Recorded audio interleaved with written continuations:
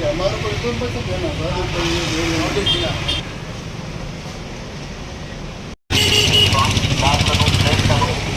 వాడడం పూర్తిగా నిషేధించడమైనది కావున వీటిని వాడిన ఎడల మరియు అమ్మిన ప్లాస్టిక్ ని పూర్తిగా నిషేధించడం జరిగింది.